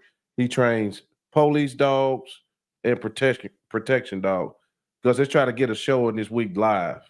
I know it's 11 o'clock, but I just forget what days we can do it on. Okay, let me I'm gonna get on two more things that's been an issue lately. And guys, all you guys who do this, man, look, I'm not trying to hate on y'all. Some of it is just a little bit suspect, because I asked one guy about a mentorship program. He told me, I said, well, how long you been, effing with the dogs? 2 years. But he got a mentorship program, right? So, and a couple of you guys in the chat gave me some prices on describing these guys as very articulate, probably work for Fortune 500 companies, and they selling these mentorship programs, and they might run it up to like $5K a year. You would think they would come up to channels like this and share why their programs and what breeders can benefit from it, but they don't. So what are y'all thoughts? Have y'all been hearing about these mentorship programs? And let's put franchises under there too. Terry, we'll let you start. Mentorships, right? Mm-hmm. I probably spend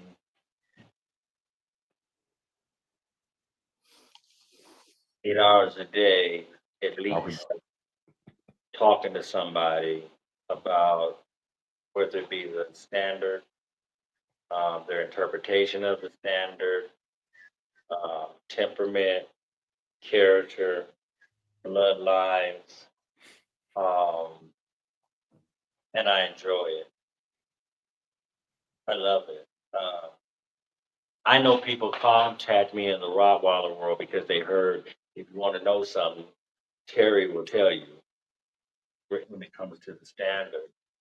And a lot of times, yes, people move forward and it almost feels like they took advantage of the information by either not acknowledging you or just taking the few things. And I had to understand that knowledge is powerful, and I've noticed it now in this. And a lot of people tell me that I should be charging a certain amount for mentorship, right? And start a mentorship program. Um, 40 years I of really knowledge. don't, yeah, paying for knowledge, right? I really don't feel right, to be honest with you about it. And I know people still say this to me and say, no, no, no, man, they taking advantage of you. But I've had a lot of information from the pit bull world and the Rottweiler world where breeders, judges, experienced people in it could see that I took it serious. And I meet a few people in this business. And yes, it is a business that really, truly want to learn the essence of the breed. And I enjoy talking to them.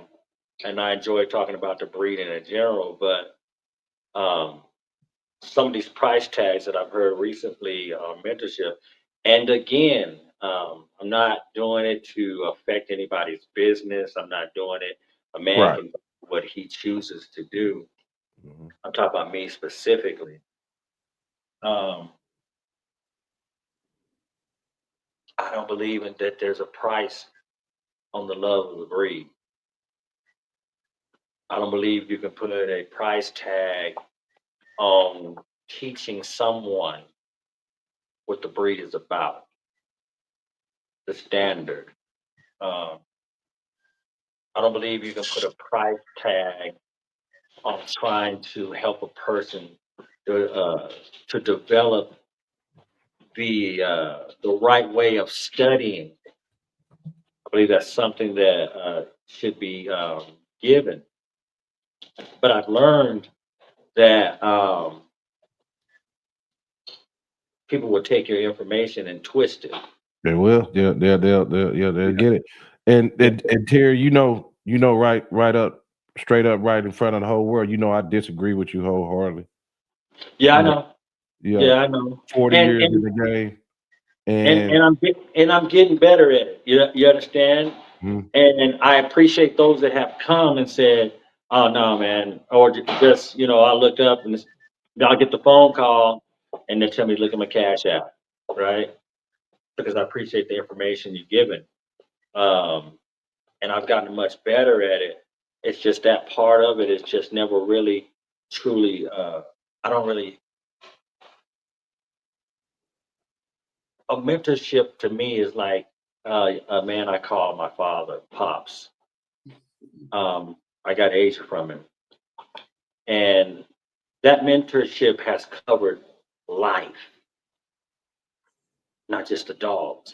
So I related to it, right?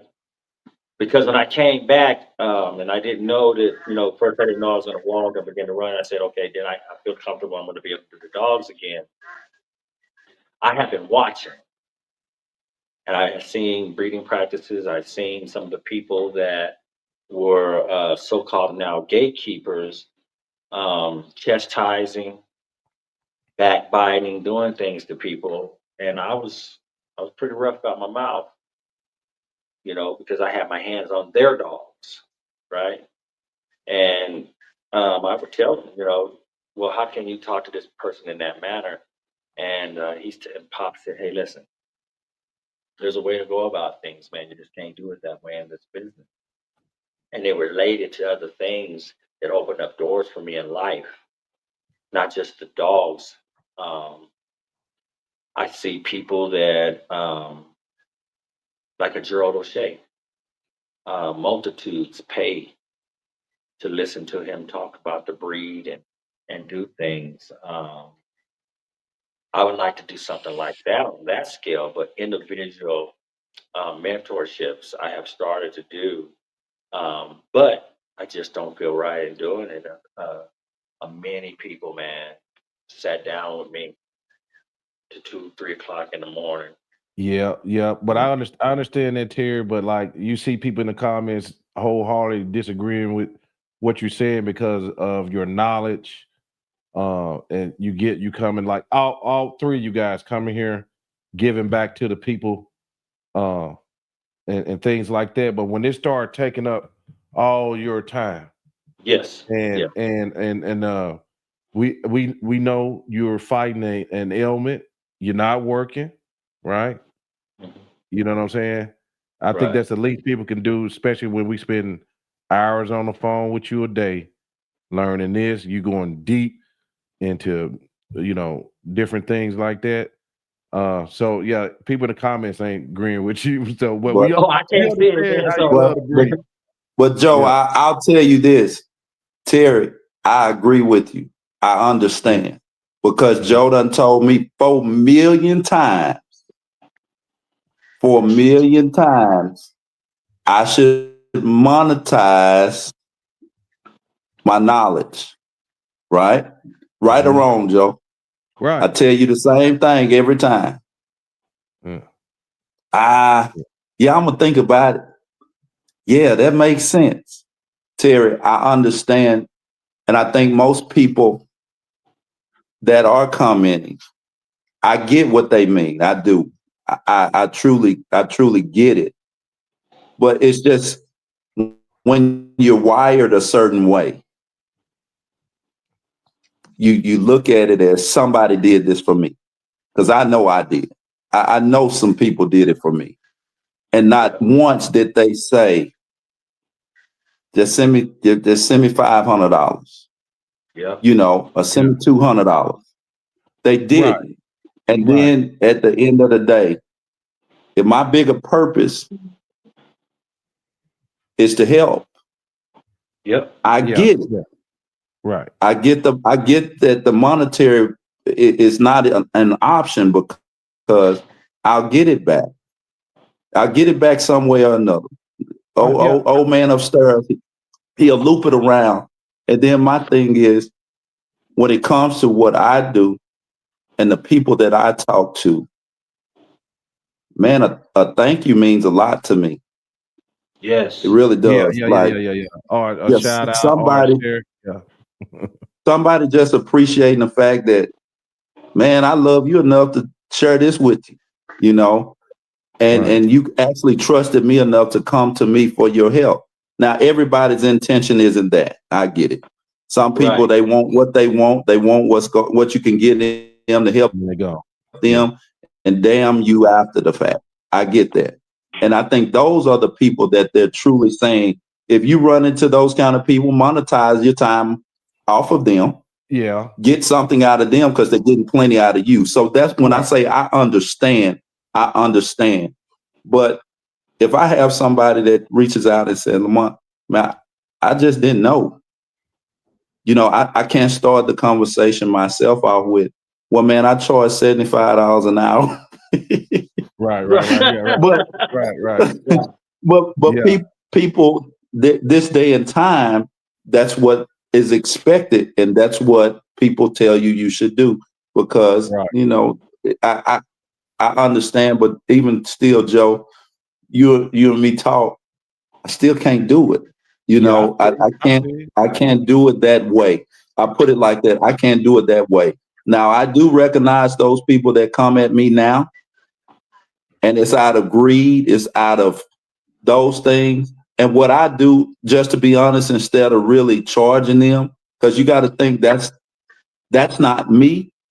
I'll get off the phone with them. I'll, Yeah. I'll I'll disconnect from them before I Yeah. give them an arm and a leg in my time, if that makes sense. That's right. When I realize their intentions are where they should be, I'll just get off the phone That's right. And or I and some. I respect what you guys saying and everything.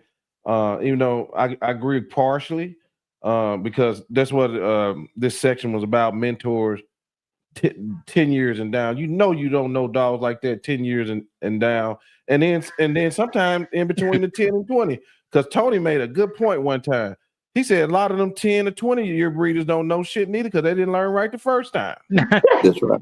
You know what I'm saying? You can hear it in the speech. You're like, wait a minute now. Right. You know, but then it's 4 and 5-year guys that's absolute assassins because they learn from the right people. Like I don't know how long Curvin been in, but he just said in the comments his mentorship through you meant so much to him. You know what I mean? So yeah. But Schoolboy, you take off. I want to hear your opinion on this. Yeah, you know, a mentor to me is someone that's hands-on and is available. And before that, they have to have the experience and knowledge, right? So I've been asked to mentor people. I get asked all the time, and my answer is I just don't have the time. But I'll answer almost any question.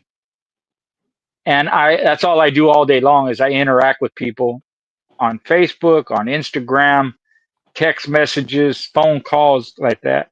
Now, some people have offered to pay me for my time. I'll accept that. And if I'm going to ask them to do anything, buy my product, buy one of my books, buy my keep, buy my shirts, buy my sticks, buy my book, but you know, like that. It's not a prerequisite. You don't have to, but it's appreciated if you do. And if someone wants to pay me $50 for a half hour, or you know, $100 for an hour, or they want to pay $25 to $50 for a topic for me to put on my show, I'll do that. But for me, a mentor is someone real close to you, someone that is available, like I said, and hands-on. You can do a lot online over the phone, Meet and FaceTime and all that, but it's not the same as having them there. Yeah. But also because I don't want to commit that way, then I may not be available every single time you contact me. Right. So it's kind of a double-edged sword, you know, it's good and bad, but a lot of people, like you're saying, they want to be mentors and they really don't have the experience or the knowledge to be one. And like Lamont said, it happens in the pit bull world all the time. They'll regurgitate something. They say something that they read or something someone told them. Sometimes I see them post stuff that I said, that I told them, and they make it sound like it came from them, you know, or they made it up or they did it or something like that. It's crazy, you know. Or they'll say something from an article like it's original, and then I'll post, nope. Earl Tudor said that in 1940 when he wrote a letter to Howard Heinzel. That's where you got that from. So I'll call him on that sometimes.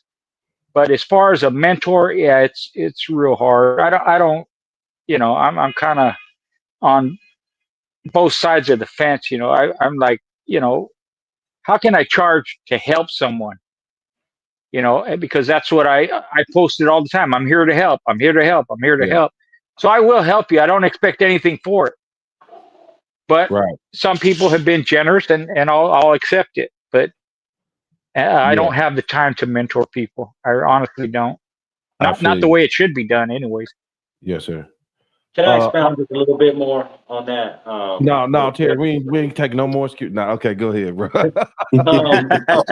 An apprenticeship is more what I would do.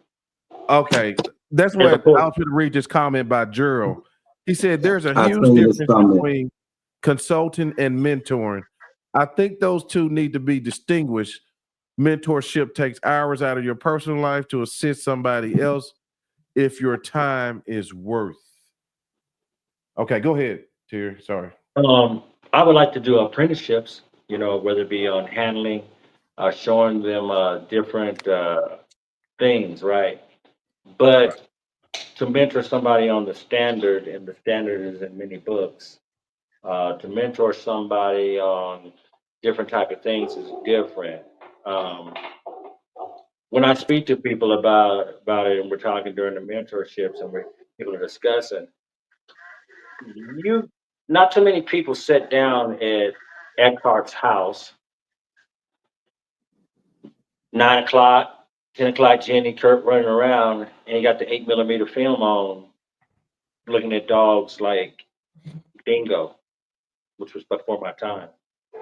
Club Cedar shows, and that to me, and he talking and discussing the difference in those dogs today. ADRK judges that were coming here, and in the middle of the shows, we were having like our lunches and things like that.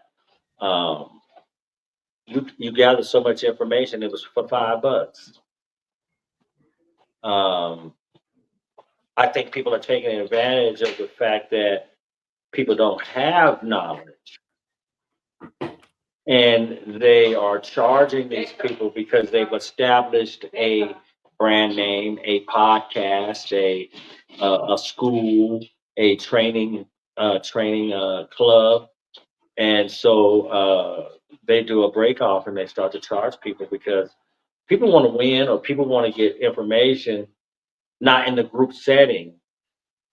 They feel like they get an advantage by doing it with an individual. It helps them pass that group setting. I'm getting special attention over here, and he's teaching me things over here differently than he does in the group scene. So I see that happening, and I think that's why that mentorship program is starting to get a little bit out of hand. Right. Okay, guys, I'm gonna get ready to take it home. This is my last thing. I think that a lot of people get caught up in follower count. You know what I mean? People with many followers, and they get wrapped up in that, and they think it's genuine just because this man had to know what he's talking about. And don't get me wrong, it is some dog men out there that's really got it going on. You know what I'm saying? I mean, Cali Catchers on Instagram, that man got knowledge. Ex-law enforcement, several guys out there. Gene down there in Texas. What's Gene's name? The one who put those dogs together and do hog hunt down in Texas. White guy with the beard. I interviewed him, but I forget his name. But he in Texas. But follower count. Ain't nobody take this shit wrong because a lot of people do it. That Instagram falls down all the time. If you hadn't noticed, and I think that it's a lot of giveaway contests. Tag 3 people, go up the street, knock on your neighbor door, ask them. Scratch your booty. Yeah, I call it scratch your booty contest. Come back down the hill, scratch your booty, take it 3 times, say Hail Mary, spin around a circle, and then share it to your TikTok, all for one person and win a fucking prize. Then you got the raffles, right? You know what I'm saying? So could if y'all know about these things, this would be the last topic about how follower count can be deceptive. Schoolboy. Y'all gonna try to make me do it because I'm probably the youngest out of all 3 of us, huh? Y'all think I know social media? Y'all think I know social media? I don't. Really, bro? Yeah, Joe, I don't, just speaking from experience, I look at some of these people and when they have a large number of followings, my question is always, sometimes, not all of them, but some of them is how, because I don't have a lot of followers, but I get 20 to 40 phone calls a day and 20 to 40 text messages a day. I'm thankful if more followers bring more phone calls, I don't want them. I just, I'm okay. Yeah. But it definitely, to give you an example, I have a client that she wants to bring a dog for training, and she asked me, could we trade? Could I knock her price down in half so she could share my stuff on her followers? She has 180,000 followers. And my response was no, because your followers don't mean money for me in a sense. If I'm gonna train your dog, I know what my work is going to be, so I want to get paid for my work.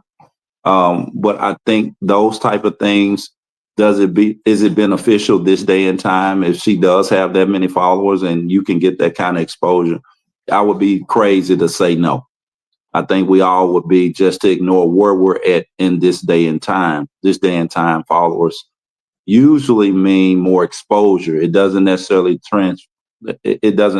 mean that it'll become income or something on that, but it does mean more exposure.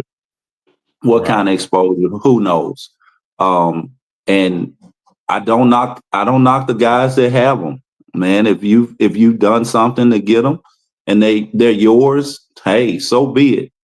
But I don't know if that translates into quality per se, just because the numbers are there. Because I see trashy videos and they have 6.7 million views. Does that mean that the video was quality? Nah, it just meant somebody sat there, long enough to watch it and so on and so on. But man, I think it can definitely be a little deceptive to the normal public. Yeah. Let me say something that came up the other day. So I posted a video and somebody commented on the video. They go, "Hey, schoolboy, thank you for putting your videos out. You're the best channel of pit bulls on the internet and all this and that." He goes, "You keep it real." He said, "You're not like these other people that pay for subscribers, right? You keep it natural and you just do it on." I didn't know what he meant. Hold on. Yeah. Pay for subscribers. I knew it, Joe.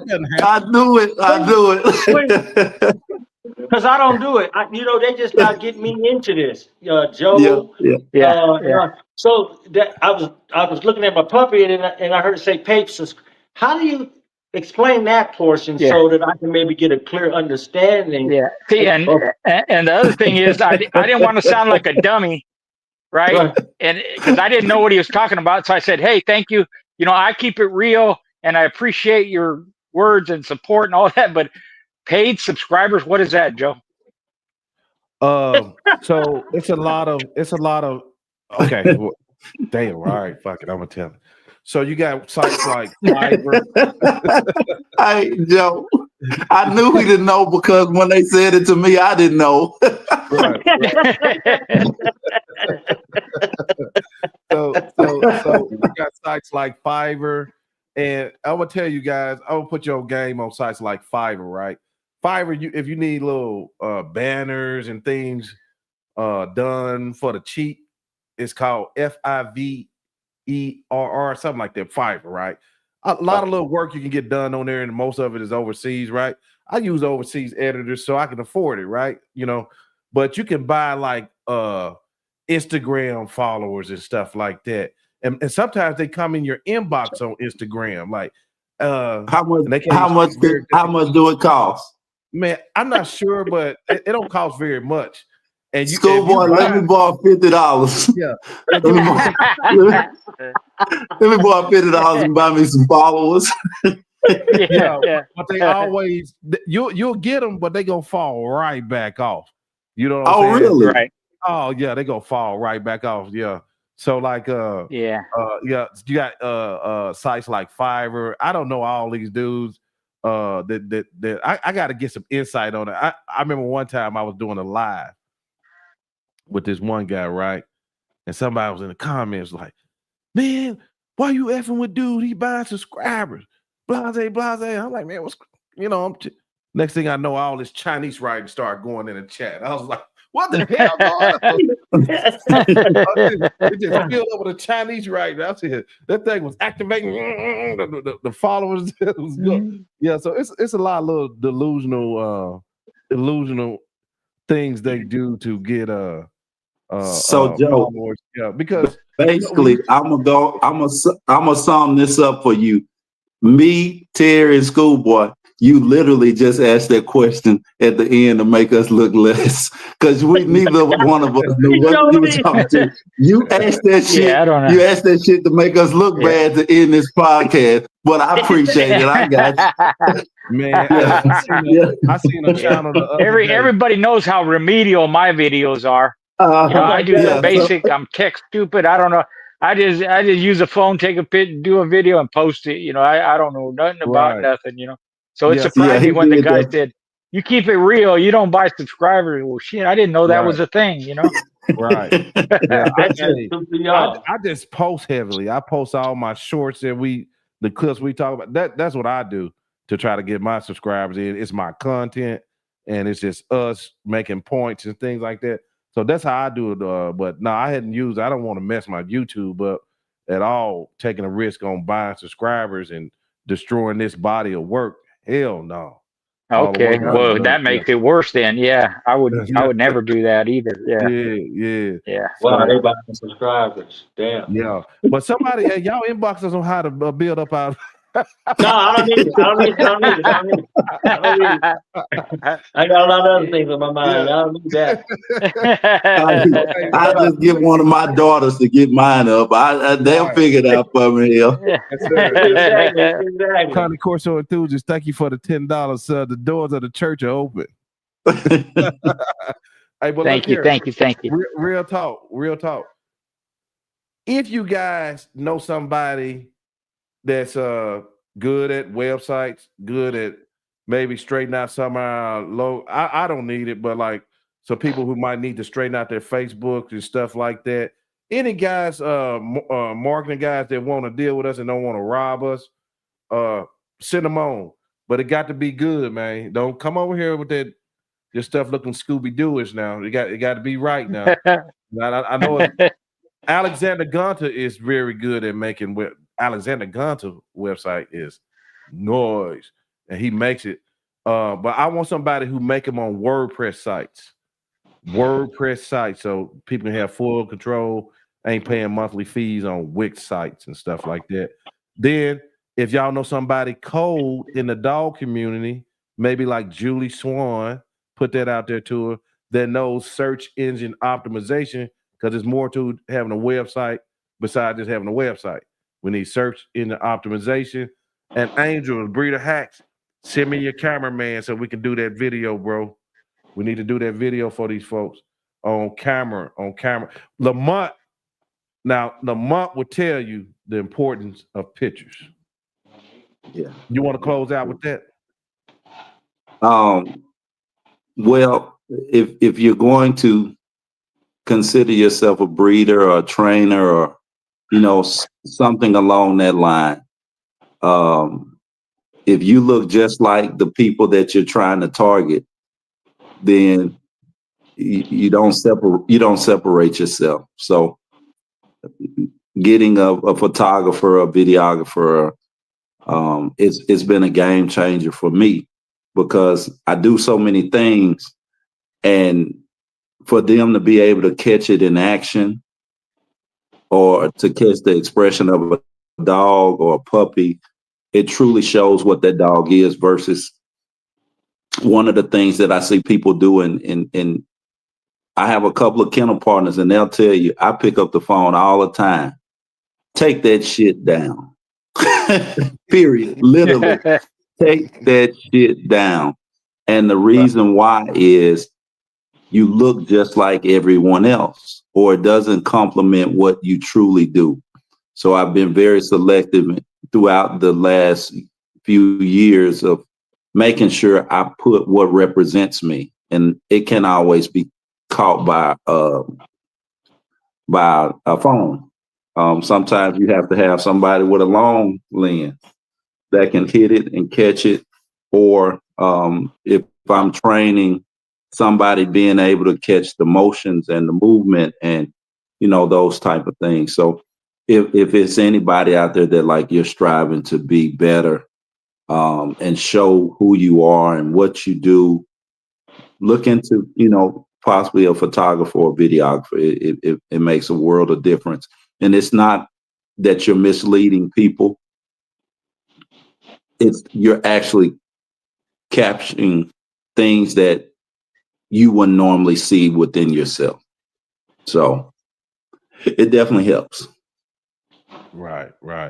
Okay. Well, yeah, with that being said, guys, we'll try to get people who do that can expound on that and things like that. Thank you for giving us those tidbits. Lamont, I'm not even gonna go into it because he said something about kennel partners, but and that's another important thing to have. Lamont, him and James, they got a nice little coalition, and the way they are with the dogs, and they don't have problems. From where I understand, man, one man can just go in the other man's yard and say, "Man, I want that dog," and he can get it. Yeah. So, but I do, James Kirby, y'all got to help me. You got to help me stay on the month. I want to do the Texas All-Star video. I want to do the Texas 4 Corso breeders, 4 kennel partners, the Texas All-Star. We got to make it happen, Kirby. Schoolboy, all he doing is putting a target on our back. That's all he doing. Join me. Well, they don't do this. They don't do that. They don't do this. I'm used to it. Been that way my whole life. Man, he always comes gunning for me. Yeah, well, look, we sit in silence and just keep doing what we're doing. He want to put a target on our back. God, yeah. Okay. Well, closing remarks, benediction. Let's start with you, Schoolboy. Well, once again, thanks for having me on. First time with Terry here. I really enjoyed it. Very knowledgeable. Lamont, it's always the same. Good content, good information. Joe, thanks for having me on. I'm available anytime, especially for you. I respect you. You're doing a great job with your channel. Keep up the good work, man. And thanks for everybody that tuned in. You got a hell of a lot. Just check. You got a lot of comments, man. That shows a lot of support. So respect to the people that are in the chat. They commented. Thank you very much. Yes, sir. Lamont. Schoolboy and me, we always go good together. But this other guy, this other guy at this top up here, I'm a fan. I'm a quiet fan. I might not say much, but the knowledge that comes out of his mouth is priceless, and more than anything, is genuine. And when you find people that are genuine in sharing information, you can't put a dollar amount on it. So I appreciate you bringing me on with them. For the people on the comments, I think I can speak for all of us. We accept good and bad, however it may come, long as it's respectful. So I don't have a problem with anyone that has a problem with what I might share. I'm just thankful to be able to share it, So nothing more, nothing less. I'm gonna just keep doing what God gave me the purpose of doing. And Joe, every time you have me on, it's a blessing for me. I get more out of it than I feel I'll ever be able to give, and that definitely what makes it worth doing for me. Because this ain't me. So just know that I get more than I ever feel that I give. So I'm thankful for it, and seeing some of the good, really good dog guys that's in the comments, man. When you can get a pat on the back from them, that means a whole hell of a lot. Because what I consider a dog man is somebody, and that dog men don't just mean men. That's men and women, right? Men and women, yeah. We got that's men and women. Are the ones that have truly put in the time and the work and the time, and then some more time, and then some more time. Those are the ones that I really respect, especially when they give me a pat on the back. I'm thankful for that. So I just appreciate you again, like always. And me and Terry were talking about, and I know Schoolboy's talked to too many people in his life and gave advice and never got a thank you or a dollar. I'm still the one that says, hey, man, you're more than welcome to reach out to me. I think a gentleman on there named Vic said, hey, Lamont, do you do mentorship? I don't know, whatever you want to call it, but you're more than welcome to shoot me a message, man. I'll help any way that I can. It's just something that I do on a day-to-day. If I'm training, I can talk because, I got my earpiece on. So feel free to reach out, man. If you need some help on anything, I'll be more than willing to help. And that's you and anybody else until you give me a reason not to. Terry. First of all, I'd like to thank God for the opportunity to be alive, to be here today. I don't know if the future holds, but I'm alive today to be able to share my experiences with the people. I'm glad and I'm blessed to be able to be on here with Schoolboy and Mom. We've had a couple of conversations, and the many other guests that come on here and trying to give genuine information. I realize that there are different thought processes, there are different ideas, but something that is my new mantra. I always tell people I listen to everything. How much I get out of it is based on how much I listen, whether it be good or bad. So I always tell people, and I want them to always think about this, because just because it's not a person that you per se you're not like, a breed that might have struck you wrong or whatever, and you get the opportunity to chime in on some of these better podcasts, not those that are streaming for the Jerry Springer type of thing. Pay attention to where the dog men are. They are here, and there are some that do individuals. So I always say, and I'm going to close with this: is eat the meat. It's a country saying: eat the meat and spit out the bones. Yeah, yeah. Well And said. that'll go a long ways for you. That'll go a long ways for you. Yes, sir. In everything, not just the dog world, but just remember that. And I thank all of you. And Joe, you've been on me, man, and I appreciate you, bro. I wouldn't be in this position. I must give us some shout out to Brother Muhammad. My son Canine, Pine Bluff, Arkansas. Yeah. Because y'all had to talk to me for a long time. And so I'm like kind of like Lamont. You got to drag me here, but I appreciate it because in some way I love giving my experiences and giving some people some knowledge. It is. It's almost like a therapy, Terry. I'm not a big talker. I'm not a screen guy. If I was in the club, I'm sitting in the corner. Me too. Not me. And then I ain't never really been a club guy that damn way. But I get what you're saying. I'm reclusive. You know what I mean? So man. But so, okay, everybody, thank you once again. And if I can get one thing, I don't think just give me the credit for bringing these guys out. Like I told you at the beginning of the show, don't call me Joe no more. Call me Mr. Make It Happen. Don't call me NWA. Call me Won't He Do It, because I got 100 years I put on here tonight. 100 years of experience. You don't see that every day. Right. Sir. I'm out. Much respect. Yeah. Peace. All right. Peace.